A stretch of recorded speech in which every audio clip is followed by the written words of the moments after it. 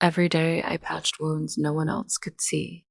But the letters I hid in my uniform carried stories far more dangerous than bullet stories of love, loss, and secrets the war could never erase. Tonight I'll share the letters I could never send and the moments that almost broke me. June 14th, 1944, Normandy. I still remember the first time I smelled that particular blend of mud and medicine. It's a smell that walks into your bones and settles there, the way silence settles into a room after someone leaves. We arrived with the dawn, and the landing fields looked like a quilt stitched with broken fences and shell-torn hedgerows.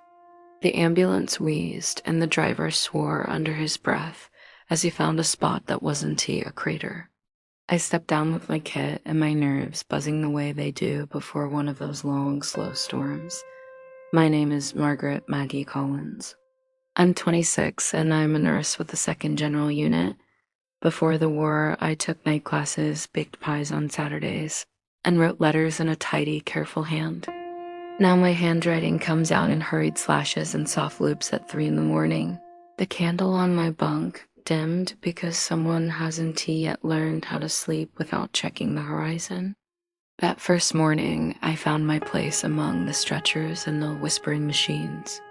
Men came in with stories that started before the war songs hummed under their breath, names they whispered like prayers. Some of those names fit into the narrow, pale fold of an envelope with powdered lipstick on the corner. Others were words scratched on the back of a postcard, torn from a magazine. A single sentence, "Tell Mary I'm sorry," or "If I don't make it, plant the oak." I learned quickly that some requests were practical, "Send this parcel home, inform my father." Others were private. "If you take just one thing from my things, take my letter to Helen." It began small. A private asked me with a smile that didn't reach his eyes, "Miss Collins, you look like someone who could help a fellow keep his courage. Could you make sure this gets to my ma?" I said yes, because there was no reason to say no, and because his hands were shaking too much for him to fold the letter properly. I pinned it into the inside of my jacket, and when the night was quiet, I wrote his name in my diary. I didn't consider what I was doing as heroic. I considered it human. There is a particular ache that comes when you read another person's private lines and know the pages will be the only last piece of them someone will hold. Some letters were ordinary lists of things to buy, jokes about sugar rations, complaints about the weather.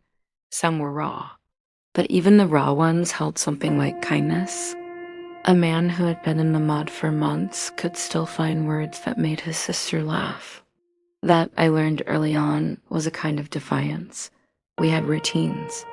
Hit the daylight hours with a brisk efficiency and greet the night with rituals of quiet. The men came, were measured and tended, and where possible they slept. In the spaces between, I wrote. The pages of my diary filled in cramped handwriting that tried to fit everything without being greedy. Names, snippets of voice, lines of letters I promised myself I would someday return. The first letter I hid had coffee grounds ground into its creases. Not literally, I mean the memory of the way his hands smelled of coffee and shellac because he'd been on a job before enlistment. Private Nolan wrote to a girl named June with a steadiness that made me think of the way someone draws a straight line without thinking. He didn't promise to be brave. He promised to return for her porch swing and the way she made biscuits. "If the war takes my time," he wrote in that careful, boyish hand, "tell June I loved her like the slow noon sun." Years later, that line sits in my head like a small bell. I would read it aloud softly sometimes on long nights, and the word would quiet as if the bell had stopped time for a breath. It wasn't the kind of hero speech they teach you in parades. It was smaller. It was the thing that made the soldier human. There was a sergeant who used to lean against the supply cabinet and hum old country ballads while we worked. He had a way of clasping the letters like they were fragile things because they were. Once, he handed me a folded page and said, without looking at me, "Miss Collins, promise me you'll see my letter gets out. They'll think I was brave." I want them to know I was afraid too. He was joking, but I could see he wasn't. So one by one, I began to keep them. Not all, I wasn't so foolish. But the ones with edges worn soft, with ink smudged by rain or tea, those I slid into the inner pockets of my coat. There was a risk in what I did. If an officer had decided letters could be used for subterfuge, there could have been investigations. If the letters carried intelligence, names of places, or details of troop movements, I would have been in serious trouble. That's why I made rules. I only kept personal letters, the kind that bent toward home and away from orders. I never stuck my nose into things that asked for soldiers to be moved or missions to change. I kept to the line between kindness and meddling. The second week, a man I'll always call Sergeant Rivers arrived in a cluster of other names. He carried with him a letter thick as a small book. He said, "If I don't make it, you'll find this folded 3 times under my pillow. Will you give it to my little sister? She's saving for a radio." He had a way of speaking like he was positioning Brick City. Careful, a man who had learned how to put things back in place despite the chaos around him. He laughed, and I laughed, and when I brought him a cup of broth, he smuggled the letter into my apron, tapped the spot, and said, "You're my civilian saint, aren't you?" I said nothing because the truth is, war turns folks into saints and sinners mostly by circumstance. On nights like that rain tapping the canvas, the generator low and steady, the smell of iodine and bread, I would sit on the low cot beside the supply crate and take out the letters. I would read them by the thin light, and my voice would be small because the words deserved that. Sometimes I would copy them into my diary as a record and as a promise. I wrote their names in the margins: Nolan June Porch Swing, River Sister Radio. I wrote the dates, the weather, the small jokes. I wrote the things the men might not have been able to say out loud. Not to expose them, but so that I could hold on to their humanity. If someone ever asked me why I risked the formal letter sorting and the chain of command, I would say it was because I felt like the spare hand in a family who had to do the small, quiet favors everyone else takes for granted. Because someone had to be the person who folded the paper just so. Because when the world is too loud, there are still tiny things that need tenderness. The letters themselves were a map of the world the men left behind. Dogs, mothers, bad news, the way the corn tasted when roasted. One letter from a farm boy told me, in meticulous cursive, how his mother had baked a pie that always cracked at the top and how he wanted to taste it again. Another letter, folded 3 times like a secret, asked me to tell someone that he'd kept a promise. "Tell them I kept my promise," it said. I want them to know. It was simple, and it was everything. Sometimes I delivered notes myself, not to the families. Logistics often made that impossible, but to other soldiers who ought to hear a final goodbye, or to the chaplain when someone wanted last rites and loved ones notified. Once, the chaplain took a letter from me and sat for an hour, head in his hands. He didn't say anything. When he did speak, his voice was small. "This one deserves a better ending. Margaret." I nodded and tell him the truth, that I was the one who would try. There were nights when keeping the letters felt like hiding contraband, and nights when I thought I was protecting contraband. Stationed at Normandy, the officers had rules, and the rules were as important as the maps. You didn't mess with orders. You didn't improvise unless you had to. I improvised a lot, because human needs often don't fit into directives. Because one night, Private Nolan's hands were too cold to trust to the mail, and his eyes were too weary to hope for proper service. So I slipped his letter into my coat and promised his name to the stars. The word itself had its small ecosystems. There was the group of men who would, against the odd, carry out a simple ritual of polishing a dented spoon and placing it by a window. They believed that if the spoon caught the morning light properly, luck would return. There was also the man who wrote poems on the margins of medical requisitions, a cocky, soft-spoken corporal named Ellis, who would call me Doc Maggie and hand me poems that smelled faintly of grease and pipe smoke. His lines were somehow sorrowful and silly, like a coin with two different faces. Ellis fell in love with the idea of home the way some people fall in love with a painting. He had a way of describing things that made common objects heroic. The tow-headed boy with pocketed hands, the way the bakery door sings in the morning. He loved his wife, a seamstress named Alma, and would read to her in his letters the way a man might read scripture. He wrote love as if it were a practical thing you could measure and budget for. I remember one letter where Ellis described the exact recipe his wife used to make stew down to the pinch of thyme. He wrote as if by precise recitation he could bake the stew with memory alone. If I close my eyes, he wrote, I can taste the onion and the way the pot sings as it boils. He tucked the letter in my palm. Take this, Maggie. If anything happens, take it to Alma. Tell her that I tasted it in the dark. I kept that letter folded in the seam of my jacket for 3 months, before I managed to find an address and a route to send it. There is laced in all of this a quiet economy. We work to patch up the bodies so that letters might be written and delivered. We fought bureaucracy with the same stubbornness we used to fight infection. One nurse told me once, in a voice like whipped cream over coffee, we add layers of mercy to the world. I stole that phrase and wrote it above a tilted page in my diary.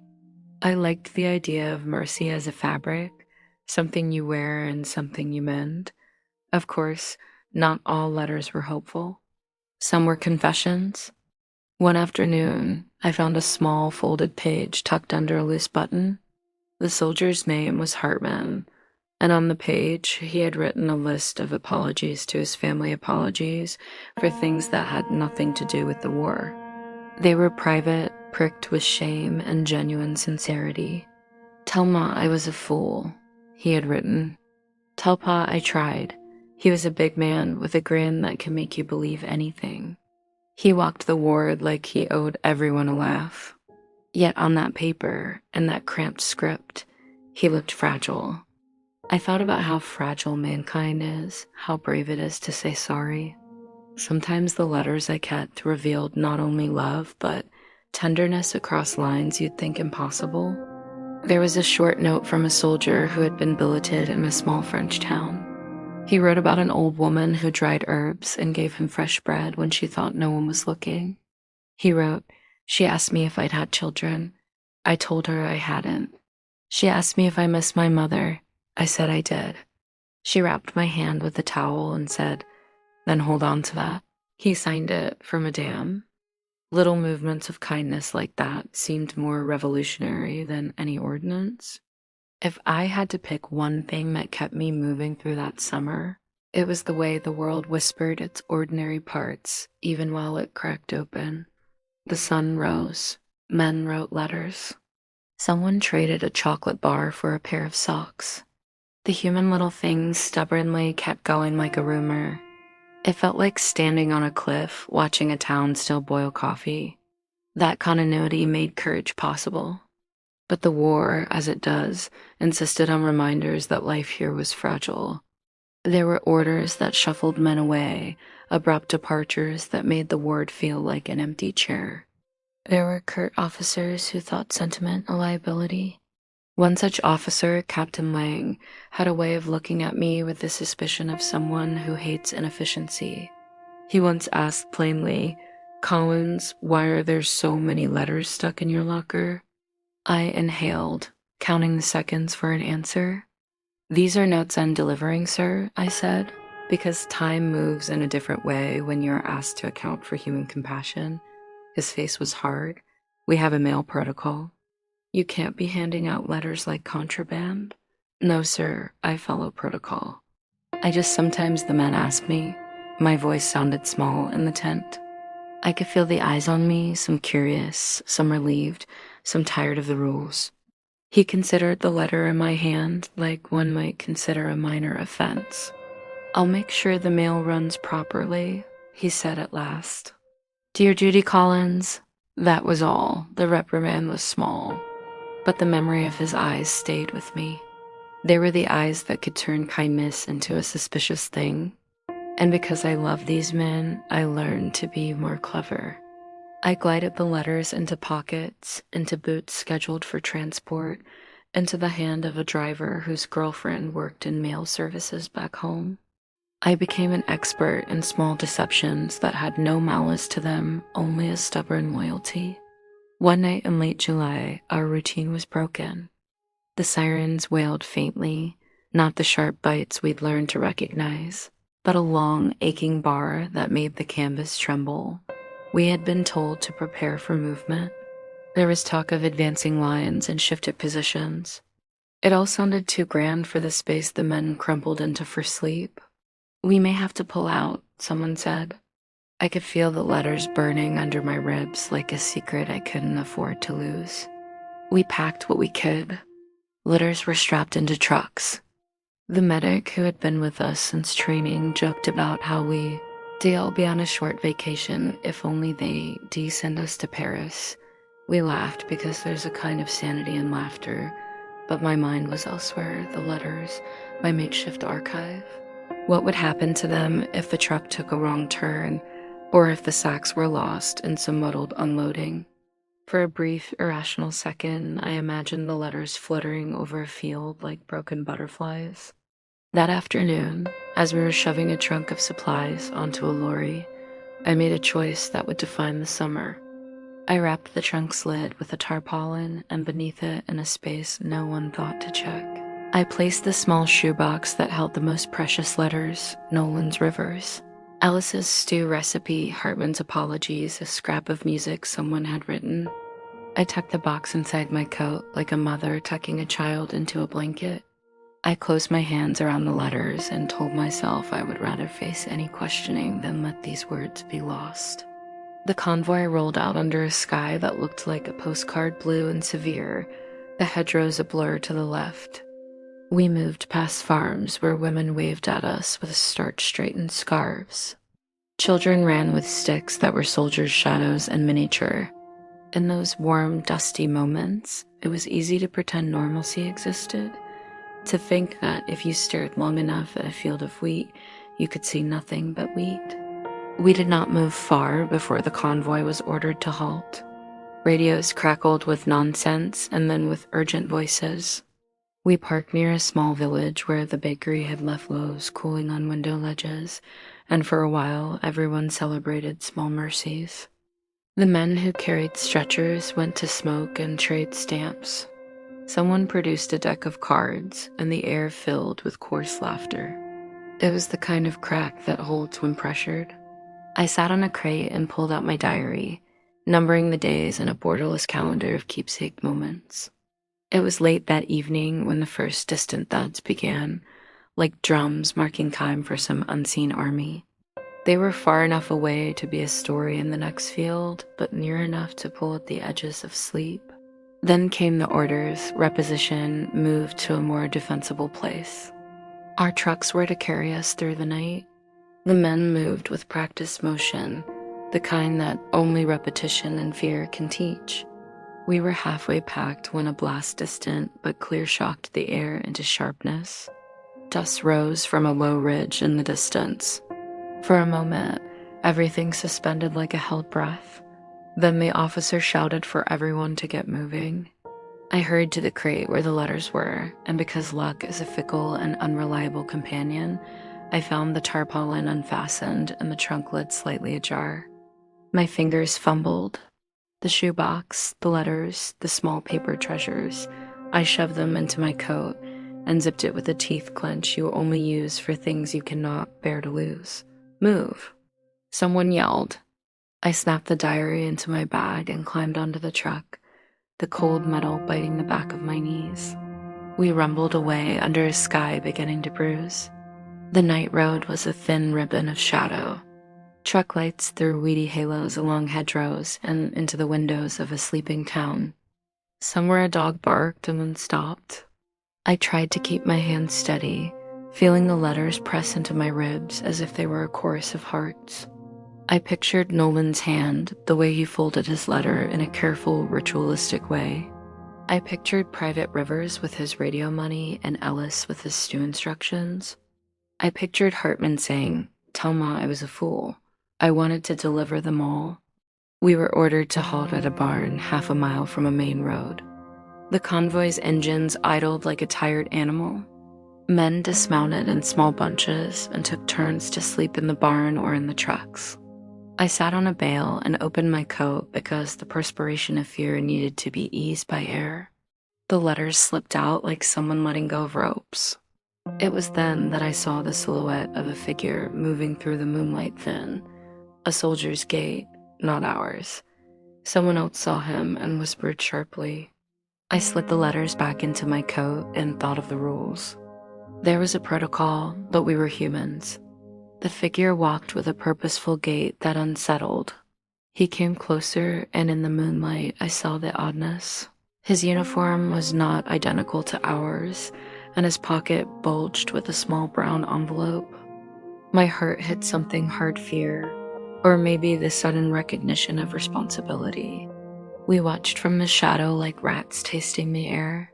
From where I sat, the newcomer was simply a man with an envelope.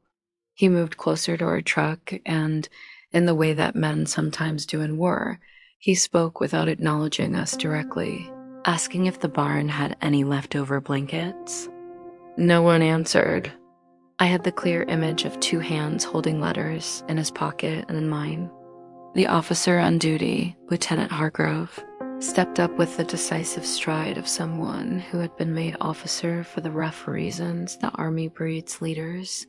He barked a question about identity. The man's voice wavered. "I'm looking for shelter. My unit's been scattered." Hargrove was suspicious. "Which unit?" he asked. The man swallowed. "The 18th, he said. The 18th was a unit we'd heard of, but were not attached to. Hargrove moved in close. I watched him reach for the man's sleeve. There was flurry and then the full curse of a man discovering a lip in his face. The stranger, somewhat flustered, showed his papers. I could feel the tension cut like a wire through the group assembled. There was a moment when all the warm human fog lifted and left very cold, precise shapes. The man opened his coat to reveal not only a map but a small folded envelope. It looked old, like it had been carried a long way. Hargrove took it with a trained hand and opened it because that is how suspicion asks questions. He read a quick line and his face changed, less the hard geometry of a soldier's suspicion and more something softer, the way one's face does when a memory emerges like a ghost. He handed the letter back. "You've got a mother waiting if this is yours," he said, not unkindly. The man nodded and said, "Yes, sir." He held on to the envelope like it was a breath. After a minute of this small drama, Hargrove's attention turned elsewhere and the stranger was allowed a blanket. He sat not far from where I had the letters. He hummed softly. After a while, he stood and moved toward me for a moment's cigarette light. He stopped beside the truck and said quietly, "You look tired, miss." I smiled because that is what you do when someone offers a kind word. "Same as everyone," I said. "You kept your letters safe," he said. For a second, I thought he meant mine. "I see you carry them." I looked down at my coat without admitting anything. "We all carry something," I said. He nodded slowly. "My name is Thomas Reed," he said. "I'm from Omaha." He laughed in a sort of embarrassed way and added, "We always think everyone here is from somewhere else." We talked in slices, small disclosures, a game of truth. He asked me what letters I carried, and I deflected. He told me he carried a letter from a sweetheart named Lillian, who wanted him to plant beans back home if he could. He seemed to understand the smallness of the request the way someone understands a prayer. I am aware now telling this that this is the kind of conversation that forms the invisible foundation of history. Two people in the middle of a great machinery of war, exchanging the small human facts that make us recognizable. I remember because I have the letters, and because sometimes the smallest exchanges matter more than the loudest ones. That night we slept in a half-sleep, jars of moonlight catching hair and buttons. I woke up at the sound of someone talking quietly to someone else nearby. Two men had found a card and were playing the slow game of tell me a story. Their voices were low, and I listened because listening is, in my work, sometimes as much help as tending a wound. They told a story of home and of a woman who could balance more tasks than a machine could understand.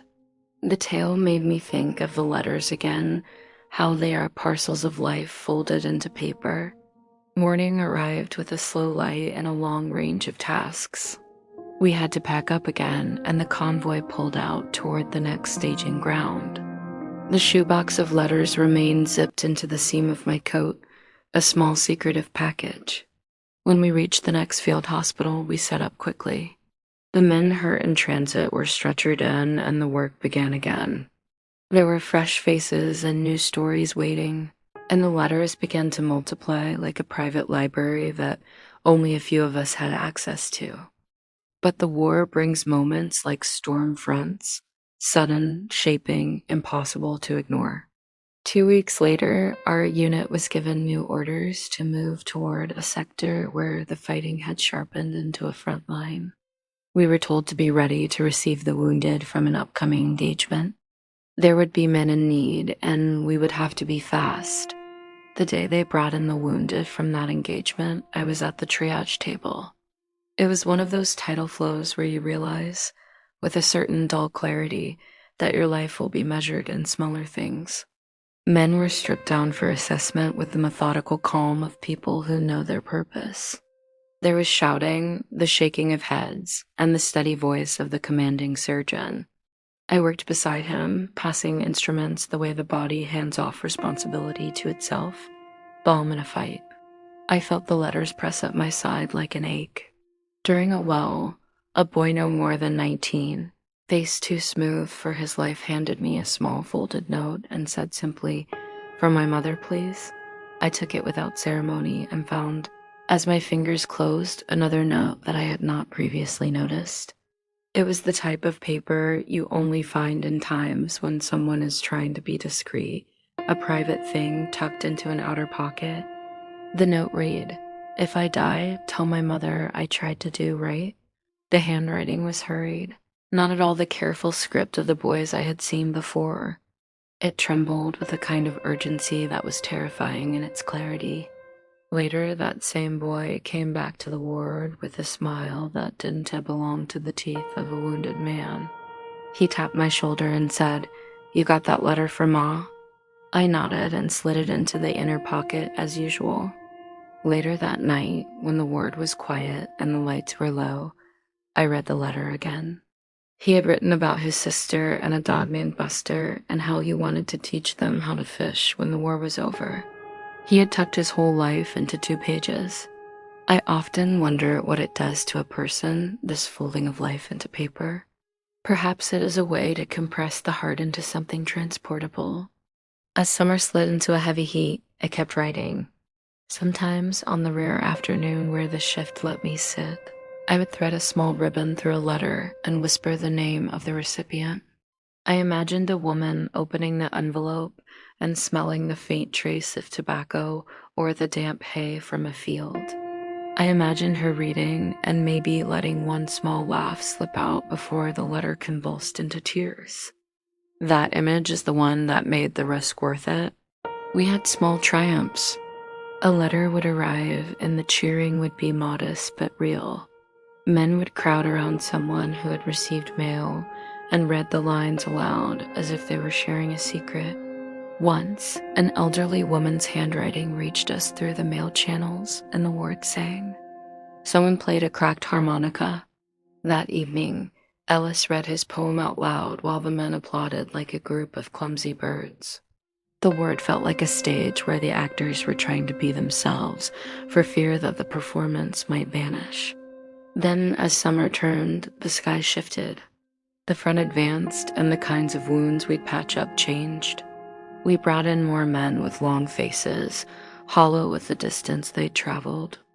We were pushed to be quicker and more efficient.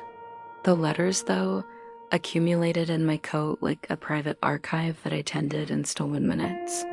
It was in August that I received the letter that would change everything. It was not one of ours, or so I thought. The letter was found folded and hidden inside the hem of a jacket that had been taken in as salvage. The jacket did not belong to any man under our care. When I read the first line, it said, simply, "To whomever finds these words." Who would write to whomever? I muttered then, but I continued. The letter was not military. It read more like a confession of a life lived in a small town across the ocean. The author, an older hand, perhaps a civilian, wrote of a woman named Elise, a child who liked to climb apple trees, and a father who hammered at clocks. The letter was full of things that had nothing to do with strategy, recipes, the rhythm of the bakery, the way the postman whistled on Sundays. At the end, the author wrote, "Please deliver it to Elise if you can. If not, please keep it." I folded the note into my palm and felt an odd sense of kinship. It was a letter asking to be kept. I decided then to protect it like one of mine. There was a quiet solidarity in letters asking simply to be kept. Days later, the barn where we staged got word that supplies were being rerouted through a port to the south. The route was supposed to be secure, but a combination of chaos and a road that liked to curve made it uncertain. Our commander told us to prepare for evacuation with heavy loads. Someone joked that our trunks were full of souvenir mud and old bread. I laughed too, because it keeps one from considering the shape of fear. The morning of the move, the air had that stillness that makes small things feel momentous. Someone, a truck driver named Pete, came into the tent and said, casual as a man discussing the weather, "Got word. Convoy leaves at dusk. Spare a hand?" Most of the men were used to lifting what needed lifting, but I had my own small freight to arrange.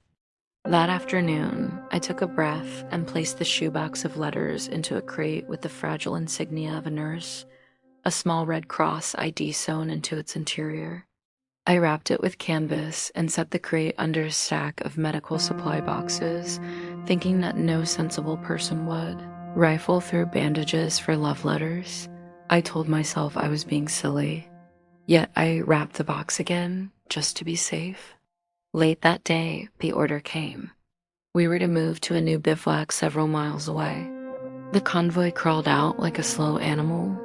We made it through lanes flanked by trees, the midday heat pressing in. Everything felt like a slow turning. We passed a farmhouse where an old man, grizzled and stoic, stood on a stoop and tipped a hat at us. For a moment, something in me relaxed. We were all tired, so weary we'd accept a hat tip like a benediction. Less than an hour into the route, the tiny orchestra of trucks and vehicles stuttered.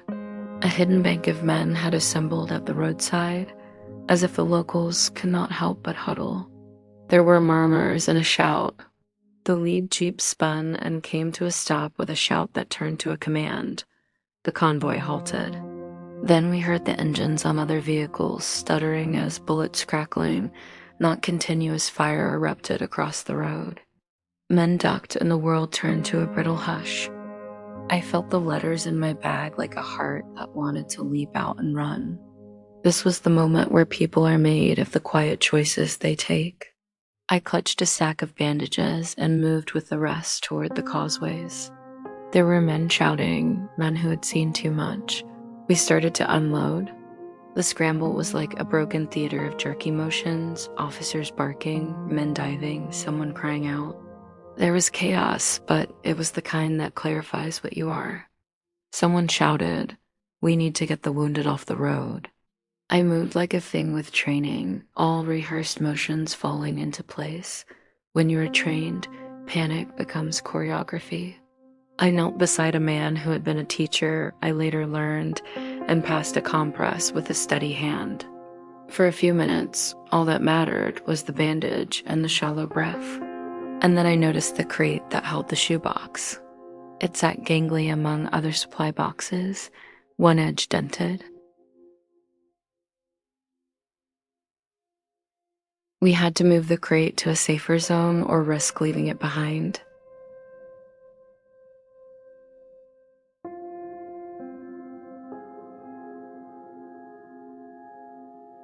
In the black of a sudden and sour smell of burning, someone called for medics. We moved. We were safe enough to breathe, if briefly. The men gathered and counted and smoked in a kind of stunned silence. Someone had the radio patched to a distant voice asking for status. The lieutenant checked us and gave orders with a face like a shut book. It was then we noticed the man who'd been making a commotion earlier, an enemy soldier, maybe, slumped against the hedgerow. He was not moving much, and he had a small envelope in his coat. A medic began the process of triage in a mechanical way. I watched with a kind of voyeuristic dread as a soldier's hand reached for the envelope. The envelope was like a pulse in his jacket. Another set of hands, ours, saw it and took it. The letter inside read in a language I recognized as similar to what I'd seen in other notes from the small towns, names of people, Elise, and a recipe. The medic stood, and in his pocket he had the wallet with a name in it that made him pause. He looked up, then looked down and tucked the paper into his own pocket as if it might be hazardous. "Leave it," he said to no one. "It's personal. I've out of the shoebox and the letter's safe under the bandages in my coat." The entire world of private messages was thin and fragile.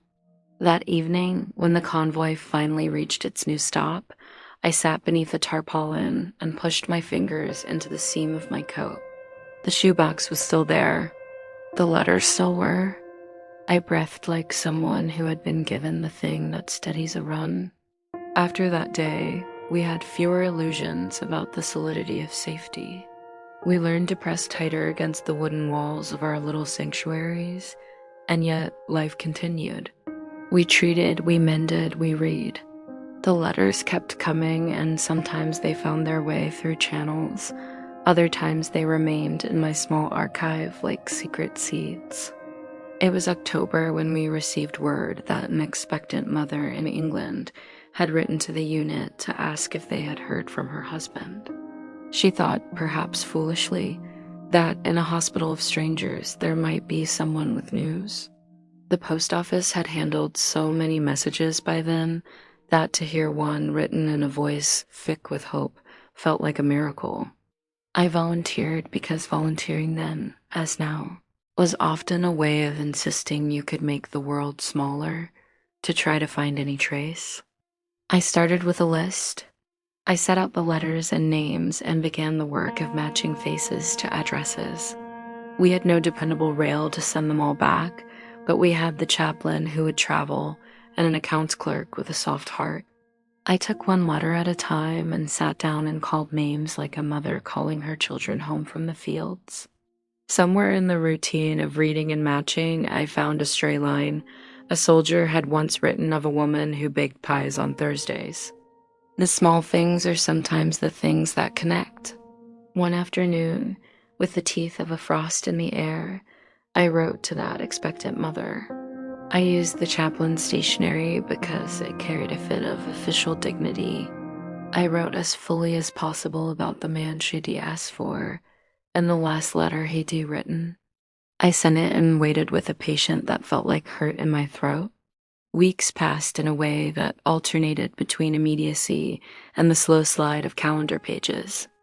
Then, one afternoon, an envelope arrived with handwriting that my hands knew well only by muscle memory of having seen it dozens of times through the months. The mother, Mrs. Green, had written back, and the chaplain had forwarded her note to the unit. It came with words of gratitude and a photograph glued to the inside of the letter. A woman with a flour-splattered apron and a young face flushed by baking. She had written, "Thank you.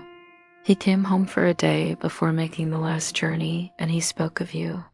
He said a woman in a tent kept his letters safe. He told me he loved me.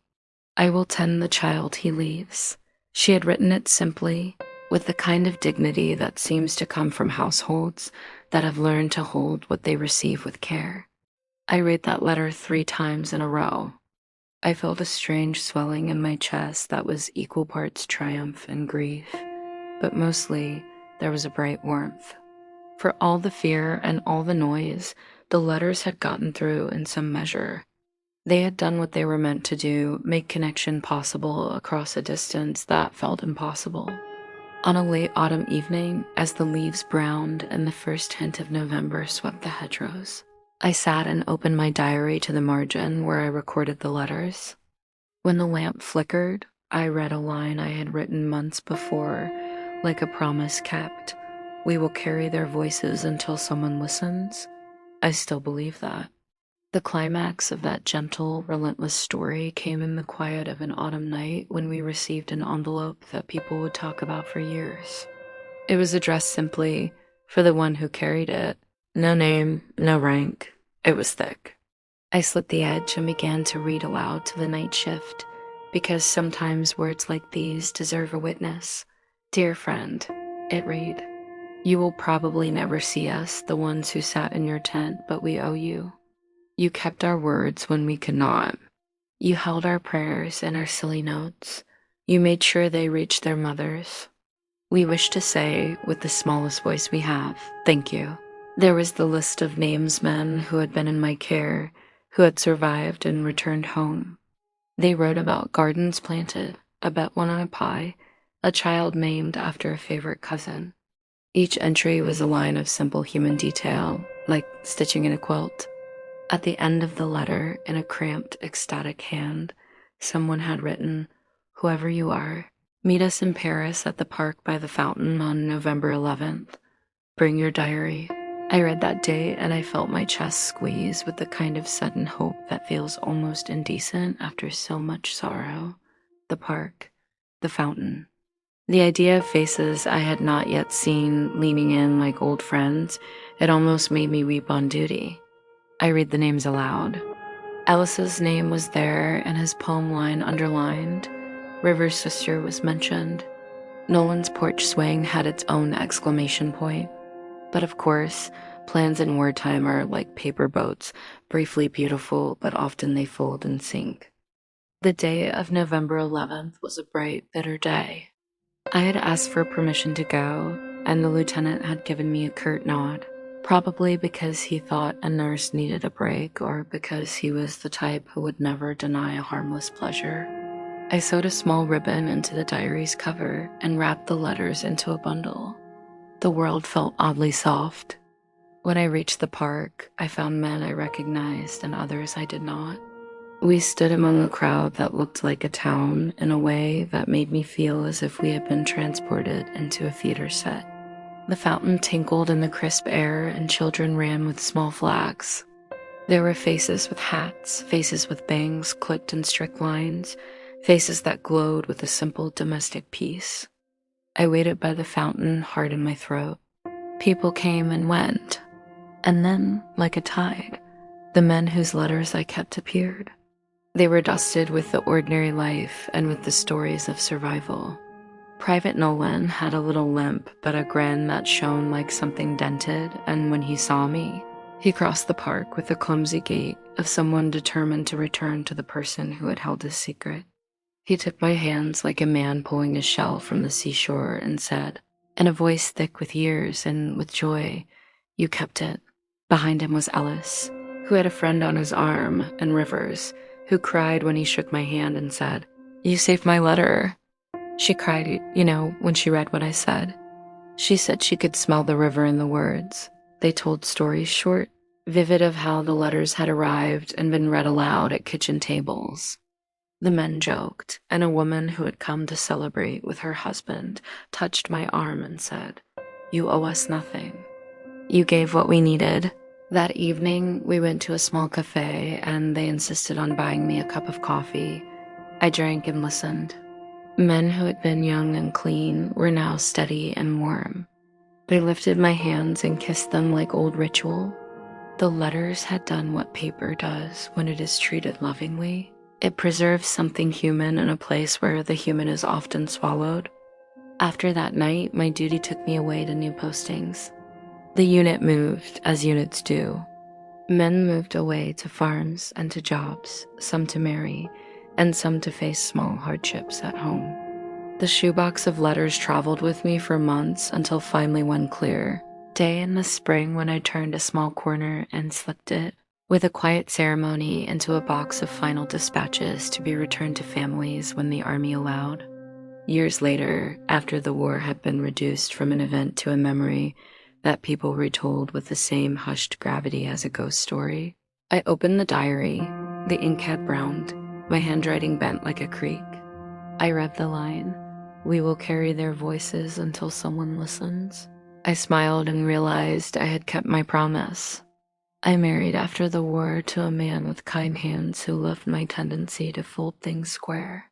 We planted an oak in our yard because Nolan had once told me about a porch swing, and I liked the idea of oak as a promise. I taught nursing at a small school, and sometimes I could see the young nurses who came to me, eyes bright, and I would tell them about the small power of ordinary kindness. I do not always speak of the war, but sometimes, on nights when the wind arranges the leaves just so, I take out the small trunk where the most precious letters rest and read a page. When I read them, I can hear the voices again, the sergeant's calm, Ellis's poem, Hartman's apology. There is a particular sound to the words when a person reads them aloud after so many years. It is not the crude, mechanistic sound of news. It is the voice of someone who once had something to say and entrusted it to paper. The letters are a map not only of who we loved, but of who we were. If you are hearing this now, perhaps you have your own letters somewhere, a box in the attic, a tin under an old dresser, a shoebox with a ribbon.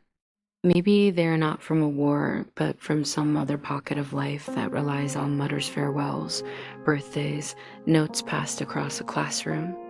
These are small things that have the power to make life intelligible to itself. They are the way we remind each other that the world does not end in the trenches of difficulty. It continues with jokes and recipes repeated and names called down the line. I suppose when I look back, the most important thing was not the concealment, but the intention. I didn't hide the letters because I wanted to be a secret hero. I hid them because I knew someone ought to guard the little things. If a man trusts a piece of paper to carry his life to someone else, then that piece of paper deserves all the protection one person can give it. Now, when I read those letters, I think of the small handiwork of memory, the way we stitch ourselves to those we love across distance and time. This is perhaps the quietest victory any of us can claim, that we were someone who listened, who carried, who kept. When I fold the diary closed and the lamp goes low, I sleep with a sense of having held the shape of many lives in my hands. If there's one last thing I'd tell you before the night closes, it's this. Keep the letters, keep the notes. Find the people who were brave enough to write and make sure their words find ears. The world will ask you for grand gestures, but sometimes the small, secretive kindness, pinning a letter into a coat, slipping a note into a trunk changes a life. It certainly changed mine. And if you ever find a folded page tucked beneath a mattress or a small envelope hidden in a drawer, open it gently. Read it, let the voice speak. Then, if you can, pass it on. My name is Margaret Collins. I carried their voices. I kept their letters. And for that, I will be eternally grateful.